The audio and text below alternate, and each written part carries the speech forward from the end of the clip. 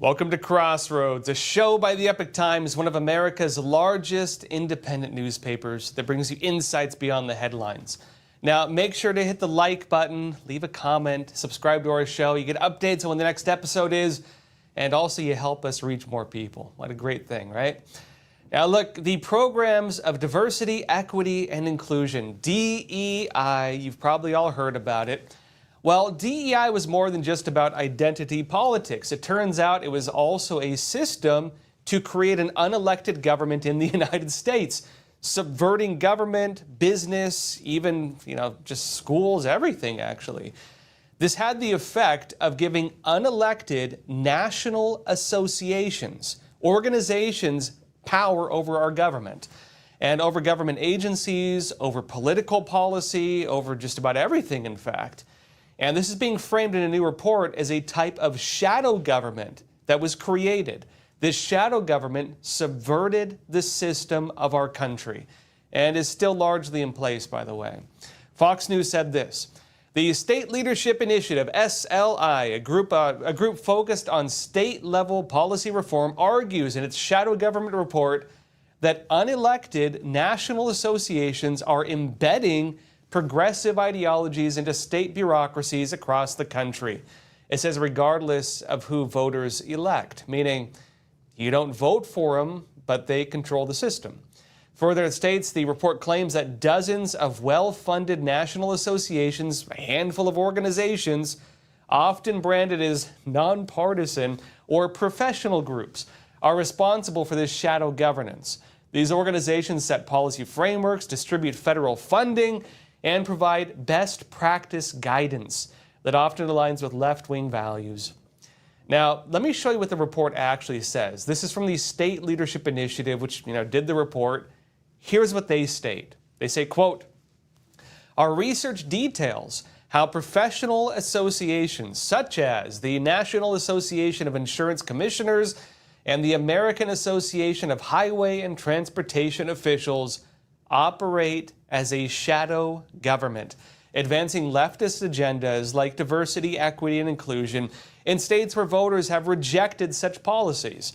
It says, as we report, the NAIC has questioned whether sex-based auto insurance ratings are, quote, unfairly discriminatory, challenging the foundations of actuary science for ideological gain.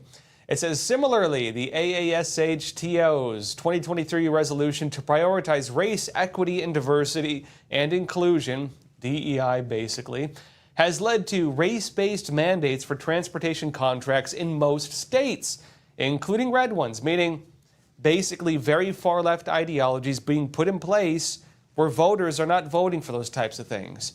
It says these groups, as our article warned, quote, represent what effectively amounts to a left-wing shadow government guiding states in an increasingly leftist direction. It says they wield outsized influence over critical areas like insurance, transportation, and Medicaid, often bypassing the elected officials accountable to voters. Further, in it states, while our article highlighted the influence of these associations, the problem is far more entrenched than we had room to describe in one piece. These groups are part of a broader ecosystem backed by billionaire-funded NGOs, non-governmental organizations, and progressive think tanks, these groups that form a lot of left-wing policy, in fact, that amplify their reach. It says grant funding, often tied to these progressive policy requirements, pressures red state agencies to comply, even when it contradicts the conservative mandates of their constituents.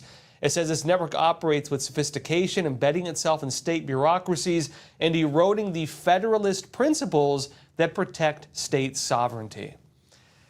Now, a bit more on this. The programs of DEI, again, diversity, equity, and inclusion, are often, framed like that, both by critics and even by some of the groups that were pushing it, right? A basically shadow government. Now, on the advocacy side, people who want it, people who push for it, they didn't really try to hide this agenda. They framed it as a way to create what they called a multi-stakeholder capitalist system. They also had other words for it: community-based governance, For example, community schools, community hospitals, community government. What does that actually refer to? Same thing as multi-stakeholder capitalism. What is the community? Nonprofit organizations, NGOs, these various advocacy groups, businesses, investors, and public organizers, right? Community organizers or community leaders.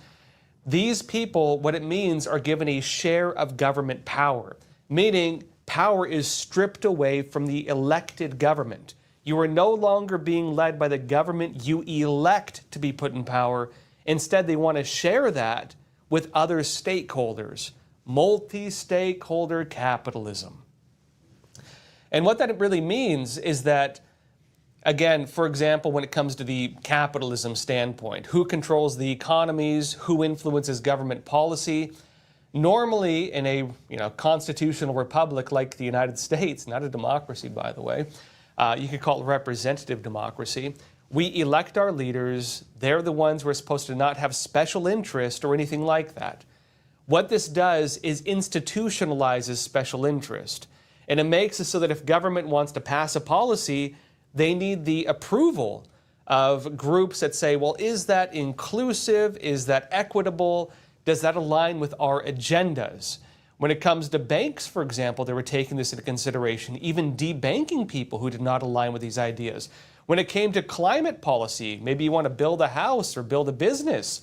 Well, you have to go through these organizations that take all their other things into consideration. The other issue is, of course, a lot of these get taxpayer money. Non-governmental organizations, advocacy groups, third-party organizations that were getting lots and lots and lots of money through things like USAID were then turning around and trying to get government power by using the power they were given. Even if you go to the local level within the United States, a police department needs to bring in DEI advisory groups, which then have to educate the police on how to not be, biased or something like that. Teachers have to have non-biased training. Businesses have to have this type of training. And so what this does is it creates a third-party organization that can then dictate who stays, who gets fired, and who gets hired. And what they do is they subvert the leadership of these organizations and change the entire political trajectory of it. This applies not only to government agencies, which we saw happen. It is applied to the military. It is applied to big corporations. It is applied to the public school system. It is applied to just about, again, state policy. In New York, for example, a lot of this is mandated. And it even applies to the school system, meaning we are being led by an unelected third-party organization, which is being, again, funded and propped up by these agendas. Now, on the opposition side to it, because, again, there are people who want that. They call it multi-stakeholder systems, like multi-stakeholder capitalism. They call it community-led government or community schools.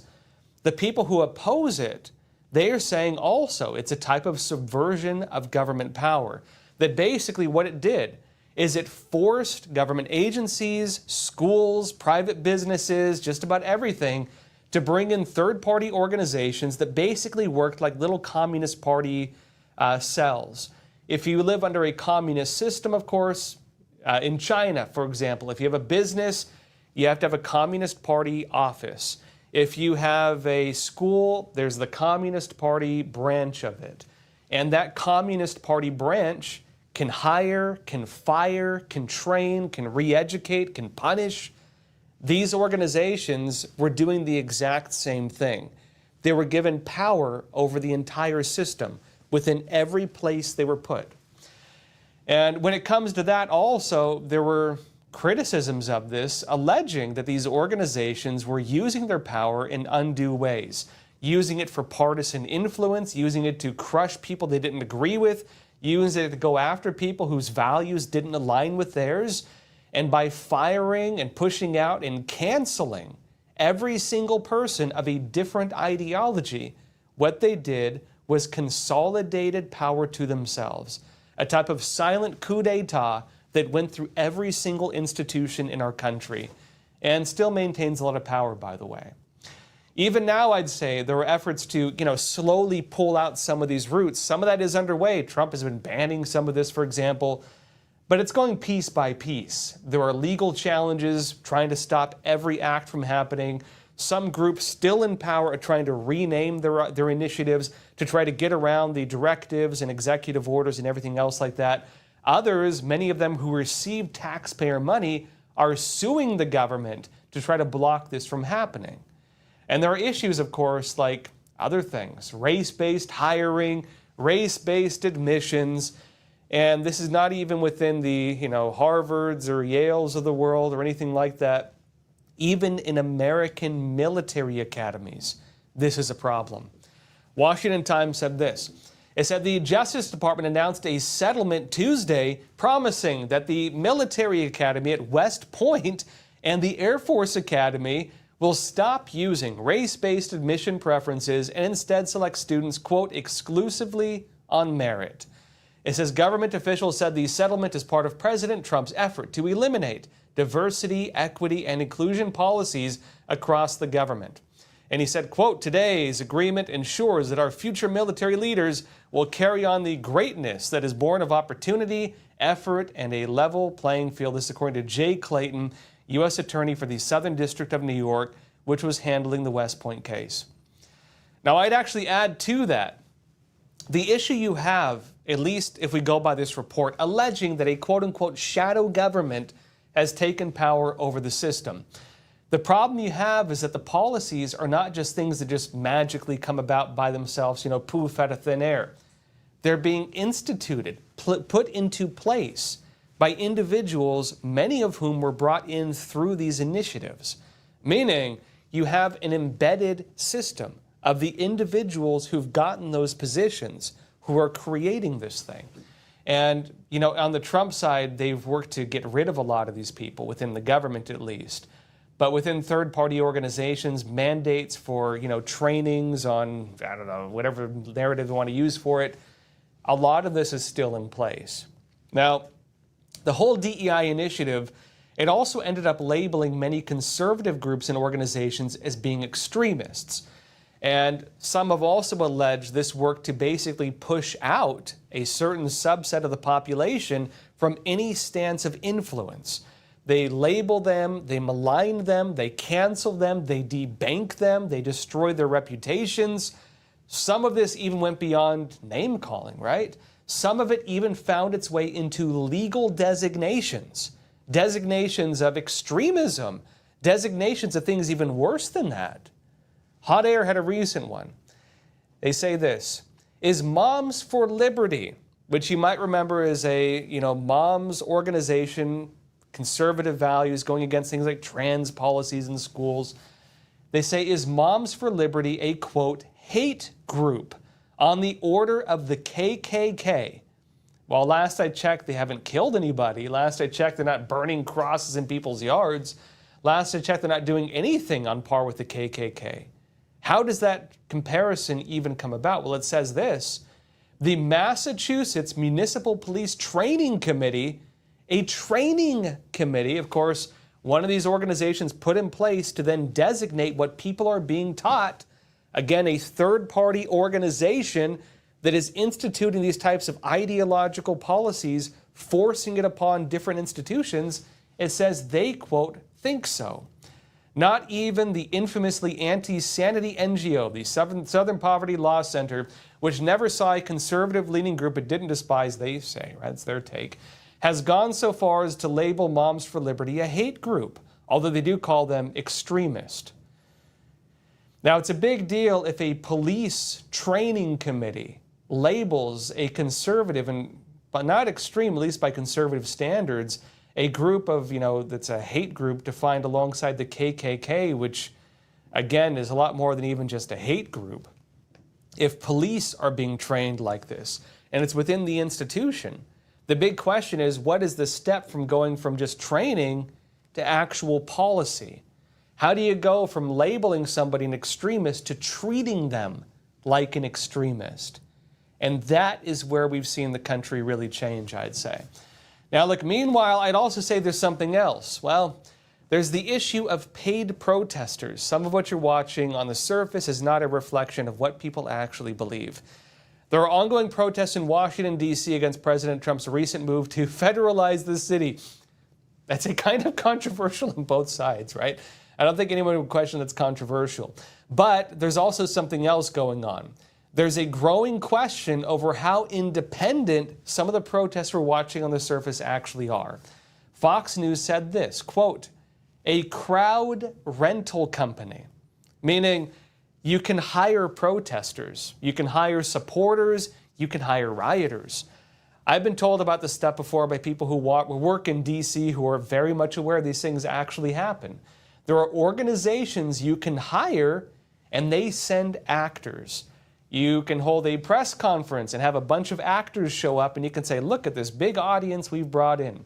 You can hold a protest, a picket in front of City Hall, and you can hire actors to come and protest alongside you. Look at how many people demand this change. Pay a little more, and some of the more nefarious ones can maybe throw a brick through a window. Pay a little more, and maybe some of them might drop off a whole pallet of bricks. And of course, those might be seen getting thrown at just about anything. These organizations are in fact in existence, and allegedly in Washington, D.C., well, business is booming. Fox News said that a crowd rental company has seen a massive uptick in inquiries regarding its service in Washington, D.C., amid President Donald Trump's move to federalize the police force in the nation's capital. And they say this, quote, "Right now, D.C. inquiries are up roughly 400% compared to the same period in 2024, Crowds On Demand CEO Adam Swart told Fox News Digital, adding to the time period he is referencing is May to July 2024, which would have been important because remember last year there were the elections, right? And you had a lot of different protests and political events that would need crowds on demand. I would note this is not a conspiracy theory either. The CEO of one of these companies told it directly to Fox News. This is not like some rumor or something like that. It's just not something many people are familiar with. This very much exists in the United States. On the surface, they don't even hide it. It says the company always sees a spike in requests during what Swart calls high-stakes political moments. And a high-stakes political moment right now in Washington, D.C. is, well, they need people protesting. They're not saying exactly what they're active doing, but they are saying business is booming. 400% increase for some reason in Washington, D.C. Now, like on another topic, the Mexican drug cartels, well, they might be a little concerned. They've been designated terrorist organizations. We haven't really seen too much done against them just yet. Trump, though, now may start doing that. Donald Trump is now ordering global military action against drug cartels. I'll be talking more about this after a quick break. All right, just to pause here for a super quick moment. You are, of course, watching Crossroads with Joshua Philipp. I'm just here to share a message about American Hartford Gold, my own personal gold and silver bullion dealer. Now, obviously, the recent tariffs have made the markets super turbulent and volatile. With every new piece of tariff news, the markets seem to either crash up or crash down. And of course, it's worth mentioning that these conditions don't only affect Wall Street. They affect all of us through our investments and our retirement accounts. That's why I'd like to introduce you to a company that I trust and I myself use to secure my own savings, American Hartford Gold. They specialize in helping Americans move our assets into something tangible, into something you can actually hold, which is physical gold and physical silver, two precious metals that act as a hedge against all those decisions being made in Washington, D.C. They have an A+ rating with the Better Business Bureau. They have thousands of 5-star reviews, and they make the whole buying process super simple. Your metals can be shipped directly to your door, or you can transfer your current retirement account to a tax-advantaged gold IRA. And the best part is that right now, American Hartford Gold is offering an exclusive offer. When you call them today and you mention the name Joshua, you could receive up to $15,000 in free silver with your initial investment. Take advantage of their special offer. You can either just call them at 877-260-2764 or text Joshua to 65532. All their information will also be down in the description box below. And now, back to Crossroads. Welcome back. If you're enjoying the show, support us by hitting that like button. Also leave a comment. Let me know what you think of the show. And do not forget to subscribe. You get updates on when the next program is, and it helps us reach more people. What a great deal, right? Just hit that button. Now look, the Mexican drug cartels, they are now designated as terrorist organizations. Now we haven't really seen much done against them, but that may soon change, right?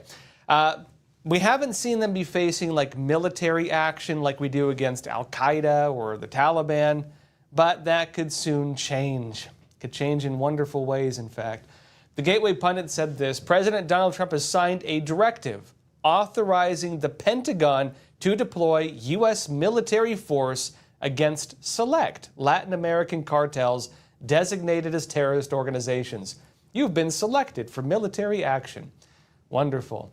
It says this marks the most aggressive step yet in his administration's campaign against fentanyl and other illicit drugs, framing the fight as a national security issue and aligning with closed border policies that have already reduced illegal immigration to a fraction of previous levels. It says the directive builds on Trump's executive order at the start of his second administration, instructing the State Department to designate cartels and transnational gangs as foreign terrorist organizations. It says as well, in February, the State Department announced the first 8 designations, MS-13 and Tren de Aragua among them. It says the list has since expanded to include 2 Haitian gangs. Maybe good old Barbecue is one of the leaders of those. And Yemen's Houthis, which is the only one we've really been bombing as far as I've seen. And notice that last month, the Treasury Department designated Venezuela's Cartel de los Soles as a specialty designated global terrorist, alleging the group led by President Nicolas Maduro and other top officials provides material support to terrorist organizations threatening U.S. security. On that point, the Mexican president is defending Maduro, telling the United States, if you're going to call him the leader of the Cartel de los Soles, you got to show the evidence. The designation actually came from the Biden administration, saying that Maduro is the leader of the Cartel de los Soles. And of course, in Mexico, many government officials are also part of the cartels. If you get killed, in fact, if you don't show at least some alignment with them. Now, Mexico has been very vocal about its concerns that Trump is talking about using the military to go after the cartels. They do not want the U.S. military doing raids into Mexico. But we are seeing them, at least for now, cooperating on some of the operations. They don't want America killing the cartel members or killing the leaders, but they are extraditing some of them to the United States with the terms that we don't execute them. Epoch Times said this: Mexico extradited 26 alleged cartel members to the United States on August 12th, including high-ranking members of violent cartels labeled as foreign terrorist organizations by the U.S. government. And as the Mexican Security Secretary Omar Garcia Harfuch said on X, that extradition was carried out to the United States at the request of the Justice Department, which provided assurances that it would not pursue the death penalty for those facing prosecution. We're not allowed to kill them. It says those handed over to U.S. custody from Mexico include the leaders of the Sinaloa cartel, the Jalisco New Generation cartel, or CJNG, and the Northeast cartel, formerly known as Los Zetas. 3 of the major cartels, leadership sent to the United States. We're not allowed to execute them, no matter how horrific their crimes may be. Now, on that front, what's really going on? Look, the cartels are some of the top employers in Mexico. Sending 24 leaders doesn't do anything. What happens if you have a mega corporation that is a good chunk of your GDP, which the cartels are in Mexico, and you take a few of the VPs and you send them to another country to face prosecution? Well, they're just going to elect new VPs, right? Vice presidents. That's exactly the same way the cartels work. Oh no, they extradited 24 people. Looks like the next in line is going to be the new leader. It changes basically nothing, at least in my opinion. I don't think this really does anything to stop the cartels. I don't think this will be much more than a speed bump for them.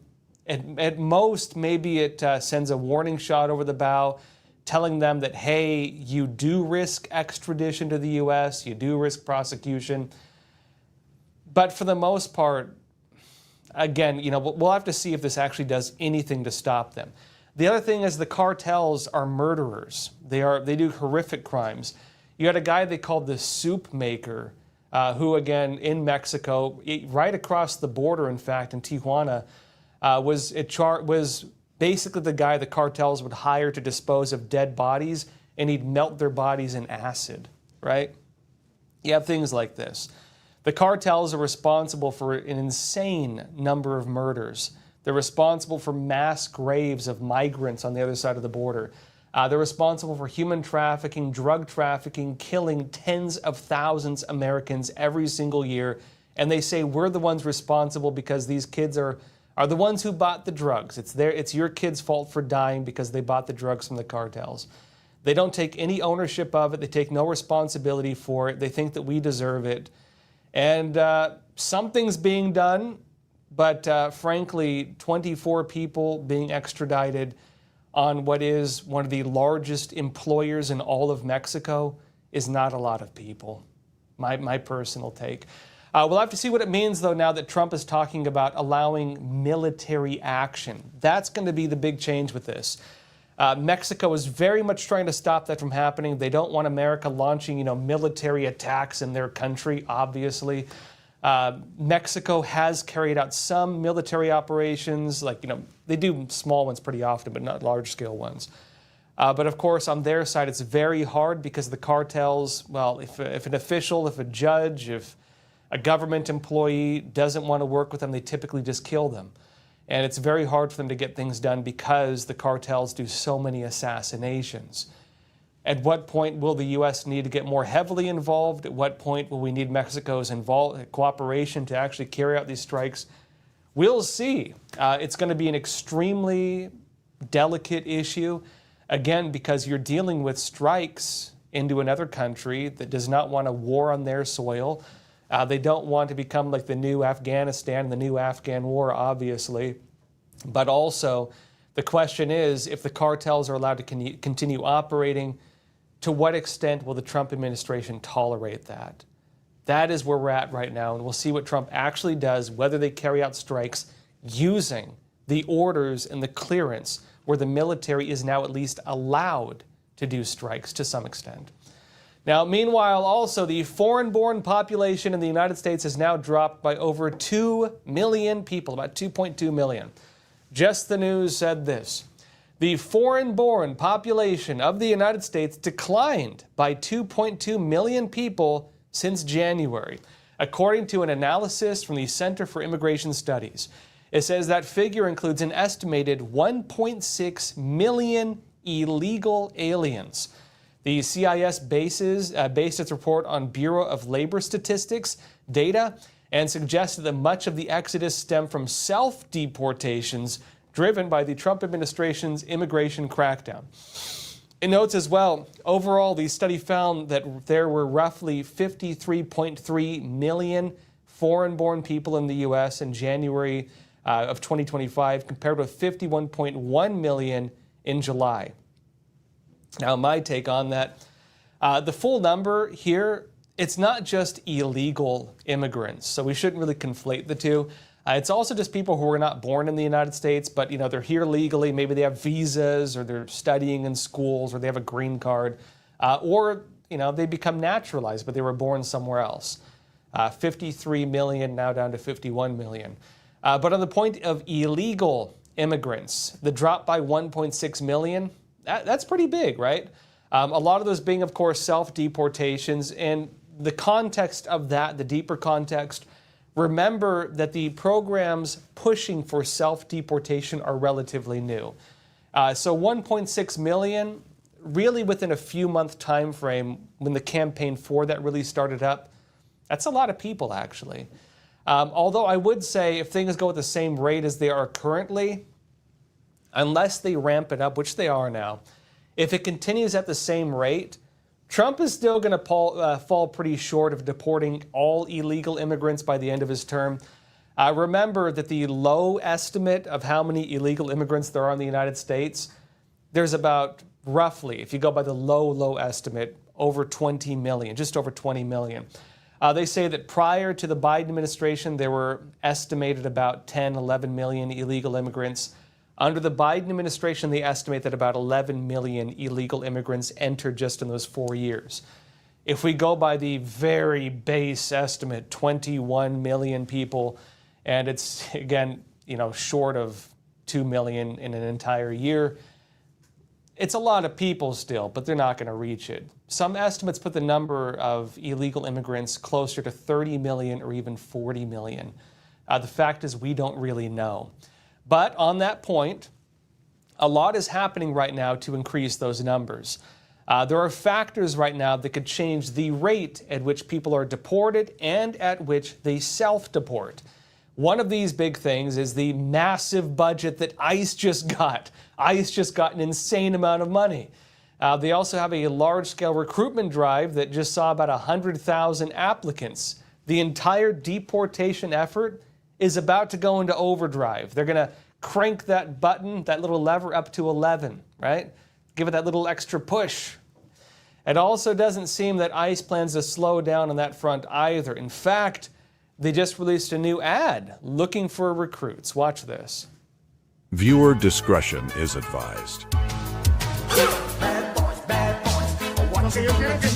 What you gonna do when they come for you? Bad boys, what you gonna do? What you gonna do when they come for you? Bad boys, what you gonna do? What you gonna do when they come for you? Bad boys, what you gonna do? What you gonna do when they come for you? This special edition of Immigration and Customs Enforcement. Now, look, for those of you who did not watch the show Cops, first of all, you're missing out. But that's, of course, made to look like the old show Cops, one of my little brother's favorite shows, by the way. I don't know if they still do it the same. I heard they brought it back. But, of course, Cops was the show where they had a cameraman follow, right around with police, and they'd film all the crazy people they'd arrest. And everybody had a good time, except for the people being arrested. They're framing, of course, the commercial as it's kind of the same thing, right? Now, look, in other news, though, something big is going to happen. There's apparently going to be some brand new fighting taking place in the White House. By that, I mean professional fighting. They're going to have a professional fight in the White House. Here's UFC President Dana White announcing this on CBS Mornings. Watch. There is talk of a July 4th Go ahead. fight. America's 250th birthday next summer. Where at? Where at? At the White House. Okay. It's a pretty big venue. Is that going to happen, Dana? What can you tell us? It is definitely going to happen. Oh. I talked to him last night, him being the president, and I'm flying out there at the end of this month, and I'm going to sit down and walk him through, all the plans and the renderings, and we're going to start deciding what he wants and doesn't want. But yeah, it's definitely going to happen. Well, think about this. Now, my take on this, I'd say we're going back to tradition. President Theodore Roosevelt, you might know that he used to host boxing matches at the White House. Theodore Roosevelt had this whole theory. He was big on the masculine Christianity movement. He believed that Christians should lift weights and, be strong and box and fight, and that was his kind of vision of it. And he would actually host boxing matches in the White House. He would have military officers fighting with diplomats and stuff like that. And that's what America used to be like. Imagine if Trump did that. Imagine if he had diplomats boxing each other and stuff. Okay, winner gets 10% reduction in tariffs. Imagine that, right? I'd watch that. But who knows? Maybe finally we'll see that cage fight between Elon Musk and Mark Zuckerberg they were talking about. They were saying they were going to do it, but they never ended up doing it. Again, we'll see what happens, right? We'll see what happens. We could get some interesting UFC fights regardless. And there's one coming up, yes, in the White House itself. Now, look, in other news, speaking of masculinity, car companies, they had an interesting idea. They say, well, Americans don't seem to want the electric cars that we're building. And so someone said, well, here's an idea.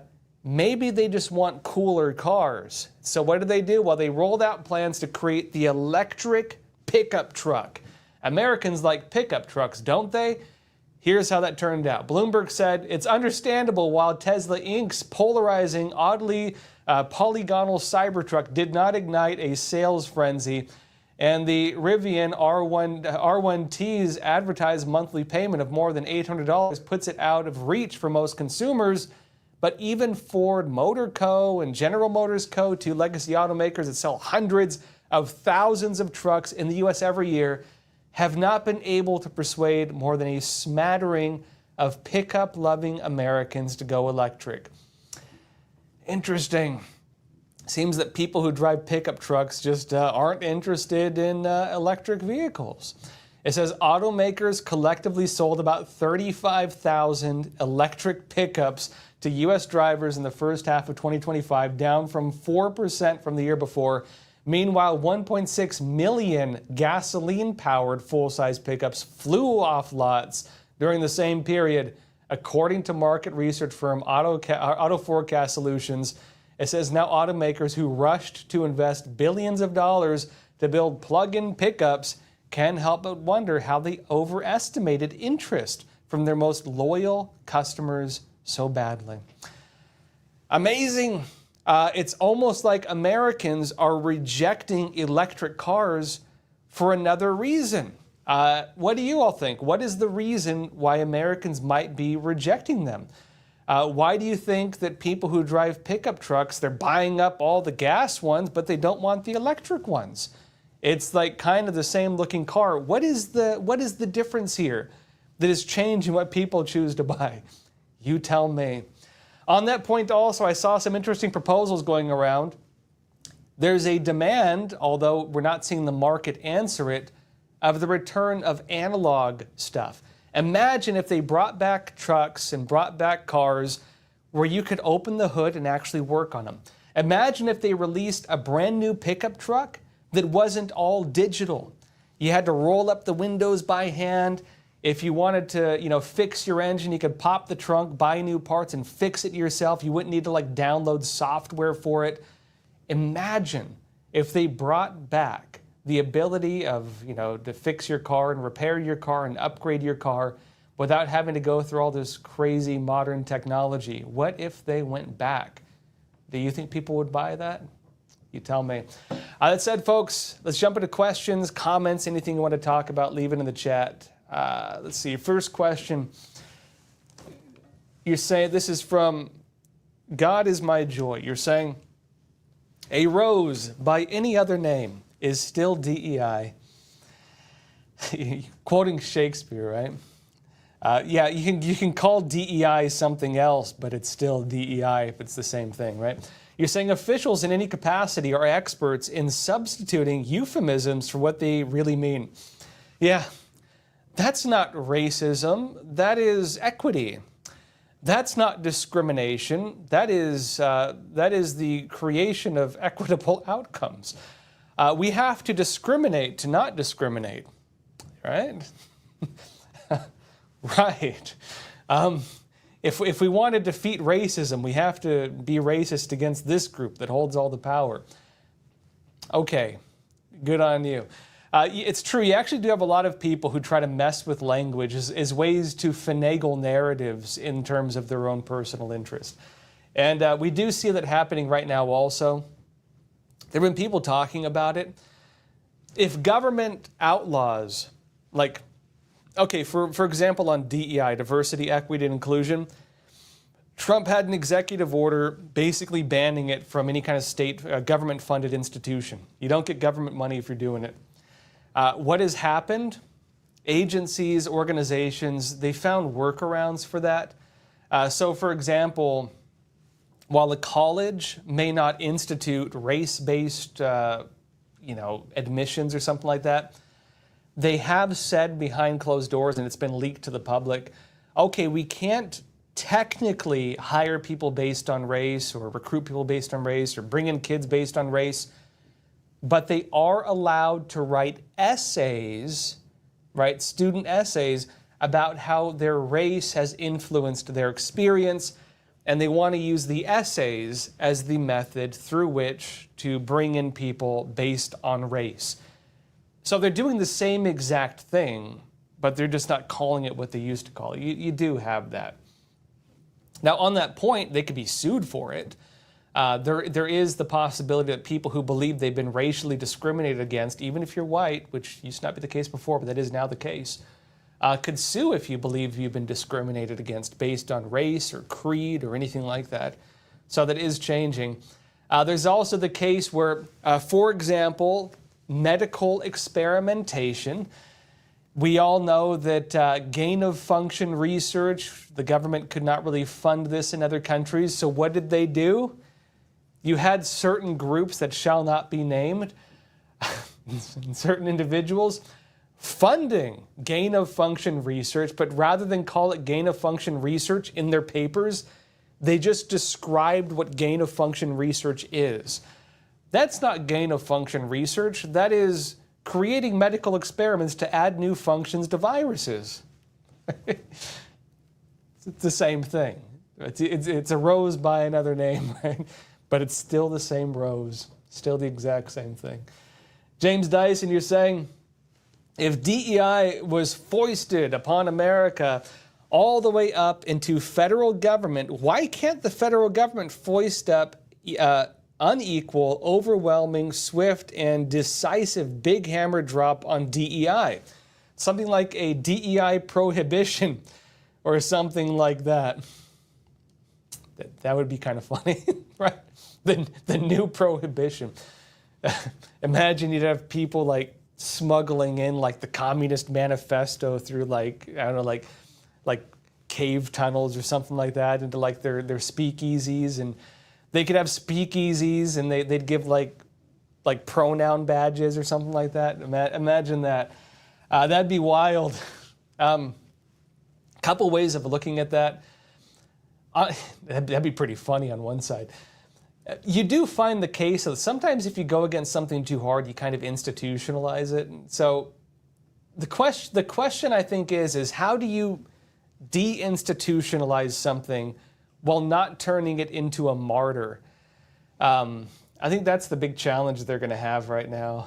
I think the way they're going about it is pretty effective. I think actually the biggest thing they could do to get rid of DEI, which is what I think they are doing, is they're going back to the Civil Rights Act and they're saying that DEI is a violation of the Constitution. By doing that, by reinterpreting the constitutional protections on civil rights, they're saying that discrimination of any type is still discrimination. So if you're straight, you like good old traditional relationships, and someone discriminates against you for your sexual preference, yes, that is still discrimination. If you believe in religion and your religion is not deemed one of the protected ones, maybe you don't like dancing naked around the maypole every year and you instead like to worship God, and you're discriminated against for that, well, you might be able to sue them. If your skin is a few shades lighter and they pull out the little bar saying, okay, should we let you out of jail or not? And your skin's too light to be let out of jail because, of course, they want to have equitable jail capacity. Well, you might be able to sue them. And so what they're doing right now is they're opening the door for litigation. And the government might not even need to do everything with that. I think, James, what you're saying, though, is the point I was raising before. The big problem is you have people who've gotten leadership positions through DEI who are still in those positions. And, people, we've talked about it. We criticize it. That person's a diversity hire. They only got into their position because of DEI. That person got there because they were saying on the campaign or whatever else that they were going to institute DEI policies. You do have a lot of those who are in power, and you also have a lot of unelected ones. Heads of nonprofits, heads of NGOs, heads of national associations, school positions, mid-level bureaucrats and everything like that. Because for a long time, that's how it was. I'd say this isn't even like Biden administration stuff. This goes back a long time. I'd say for the past 10 plus years, you've had race-based hiring, race-based admissions, and you've had a whole large number of students got into college because of race-based admissions and then got jobs because of race-based hiring, and they're not going anywhere. So I don't know how you deal with that, right? We'll find out, I guess. Martin McKenzie, you're saying it's the mind virus again. How do you fight an invisible enemy that hides in the minds of people who believe they are doing good? Yeah, I know, that's the problem, right? The woke mind virus, as Elon Musk calls it. I've seen people compare it to that scene in The Matrix where Neo is being trained by Morpheus, and they're like in that simulation, and there's a lady in the red dress, right, walks by him, and then the scene freezes, and the lady in the red dress turns into like a secret agent pointing a gun at his head, and he's like, some people are not ready to be unplugged, and until then, every one of them will fight to defend it. It is a problem when people are operating on different worldviews of what is good and what is evil. You have some people whose idea of good and evil is based on a more traditional standpoint. For more, I wouldn't limit it to religious people. I know I have like libertarian friends who are not necessarily like super religious, and they just, their value is freedom. They believe in freedom. You have some people who, again, different religions value different things, but for the most part, I think there are shared values. A lot of them will have a different value system than a lot of others. I would say the problem we have that has instituted a lot of these policies is you have a political moral system, right? Political morality.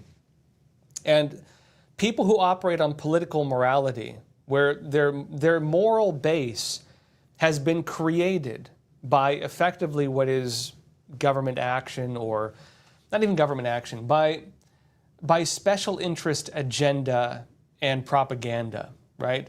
These kinds of initiatives, they believe that what they're doing is right. There's a great book actually about this. What is it called? It's called The Perennial Heresy, I believe it's called. The Perennial Heresy, I believe it's by, I can't remember the name of the guy. It's a very hard to find book. But what it basically says is that one of the great ironies of history is that oftentimes people who try to destroy what they regard as evil from the world tend to become the forces of evil themselves. And it's a real weird irony. It's a real weird kind of... It's a contradiction, you would think, because of course everybody, great, get rid of evil in the world. Who wouldn't want that? There are a lot of people who try to eliminate all wrongdoing from the world and end up becoming tyrants. And this is everyone. You might say, well, good people try to destroy all evil, don't they? Well, yeah, to an extent. But look at campaigns like that. The Inquisition, for example. I would say some of it started on debatably okay things. They were going against the Abinginsians and Gnosticism and stuff like that, and actual heretical movements. But over time, they started persecuting Protestants and traditional Judaism and stuff like that. They were persecuting groups that were not part of the original labels. Over time, they themselves became kind of the forces of persecution. You can look at a very overly rigid household. You could say, great, they're instituting a very strict religious worldview. But I think many of us who grew up in the 80s and 90s probably knew people like that, where the most rebellious kid sometimes grew up in an overly strict household. An overabundance of strictness sometimes has an opposite effect. And the real ironic element of that is sometimes it causes people to turn against it. Some of the rebellion you see is not a result of lack of rules, but an overabundance of rules. And so it is the case that when you push something to an extreme, sometimes it has the opposite result. I think this is why traditional wisdom would teach the middle way, right? To take the golden, I guess the golden rule is different.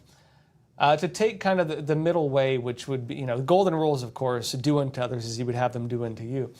But a lot of people would talk about the middle way, taking the kind of middle path is the most virtuous. Others would say, be strict with yourself, but be lenient towards others. And I'd say that most religious doctrine actually used to hold that. I know in Christianity there was the example of, when the crowd was going to stone the woman to death who had an affair, Jesus steps in and said, let he who is without sin throw the first stone, stops them from killing her. A very strict religious interpretation could say, yeah, stone her to death. Jesus himself stopped that from happening, right? Other religious values, Confucianism, they would have this saying that, fish avoid clear waters. An overly judicious man amasses no followers. Someone who's overly strict will turn people away from him. Nobody wants to be around somebody who's a jerk, right? Somebody who judges everybody, somebody who thinks that any degree of sin should have you thrown into hell. Nobody wants to be around those people. And you do have some people who hold a very rigid moral system who don't embody the moral system that they claim to uphold. They might preach love and kindness and caring, but they want to see everybody like damned to hell. You know what I mean? Those people have the opposite effect. I'd say those types of people have more of an effect of damaging religion than even atheists do, because it turns people away from it. And so I think even when you go against these types of policies, there is the problem where sometimes if a government goes too hard against something, they might actually create the opposite effect. If you were to ask me even, I would say that the extreme that the left went to with DEI and stuff actually probably caused Donald Trump to win. I think that's one of the factors with it. And case in point, what was it that got a lot of moms to go out and protest? Well, it was when they started forcing trans policies on kids. A lot of them didn't want their kids to get chemically castrated. They were worried about it. It's not that they're extremists, it's not that they're hyper-partisan, but they're trying to protect their children from what they feel is an overbearing, very, just not right system. I'd say a lot of people who even are more conventional Democrats flipped and voted the other way because they saw that a lot of things being forced on us were not things they wanted. I'd say that's actually why COVID was such a big wake-up call for a lot of people. Because through force, people were forced to get vaccinated and forced to do things they didn't agree with and forced to get locked into their homes, and it had the opposite effect. A lot of people stopped believing the prevailing narratives. It had the opposite effect because it went to an extreme. And so I do think that, it's a tough balance, right? It's something I've thought about. To what extent do you enforce things? And where do you draw the line on enforcement? How do you balance what I've said a lot of times? How do you balance strictness and leniency? Because an overabundance of either will damage society. We don't want total anarchy.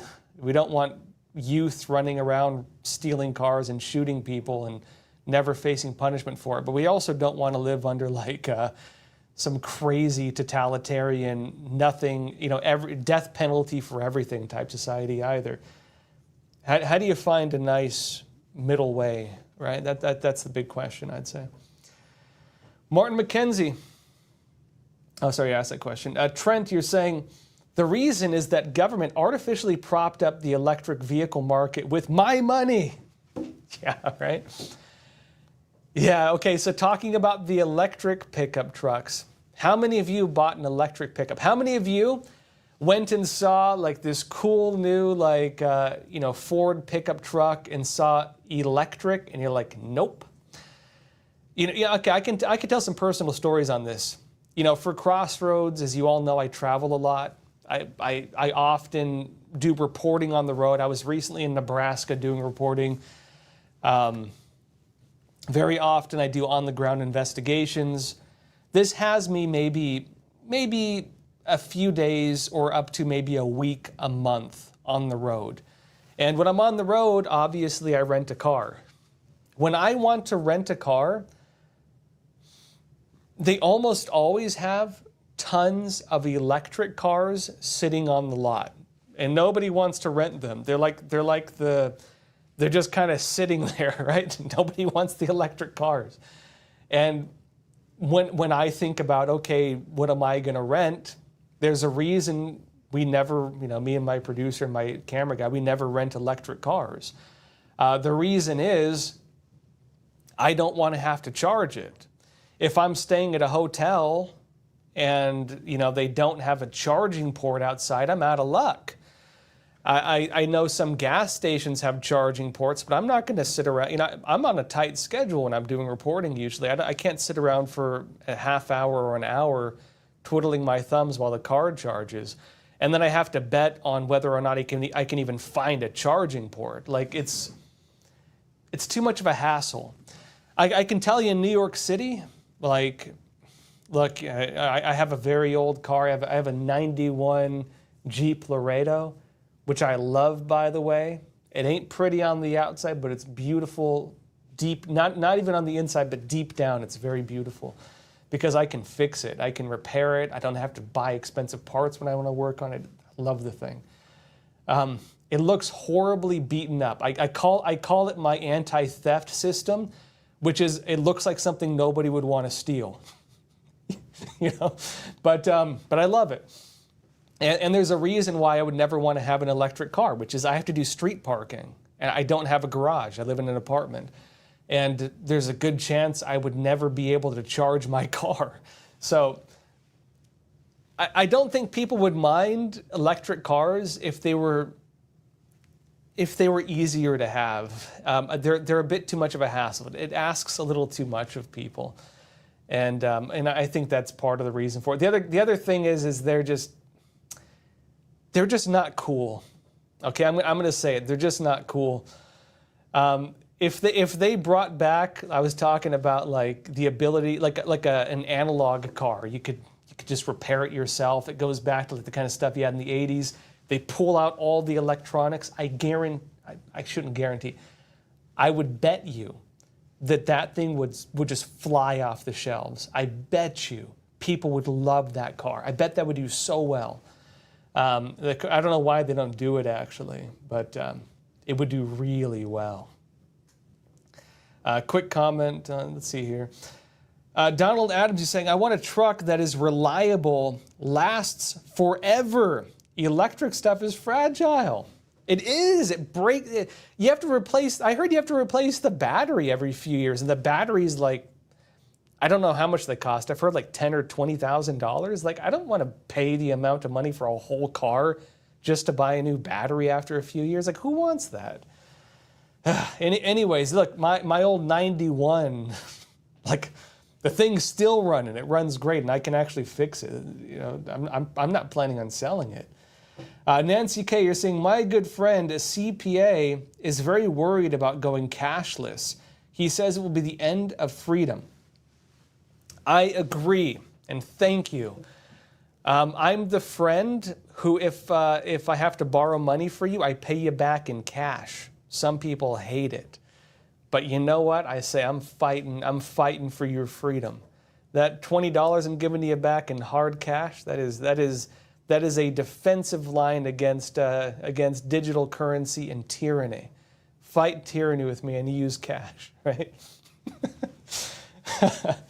Anyways, yeah, on a serious point, the problem you have with digital currency is that the eventual system, if you have a centralized digital bank currency, it's controlled by a third-party organization, by the banking system itself. And to the point we made at the very beginning of this episode about how multi-stakeholder capitalism, government power is not just held by elected government, not the government you vote for, but instead by a handful of third-party organizations, banks, financial institutions, NGOs, nonprofit organizations, community leaders, whoever defines what the heck that is, and these types of things. And if you hand government power to an organization not held to the Constitution. It means they can violate the Constitution, as we've seen happen with these censorship industries, with debanking, with those types of things. And so they can enforce a different interpretation of the law and cancel you from services that you need to survive, like your ability to pay your rent or buy a house or buy groceries or use money for anything for that matter.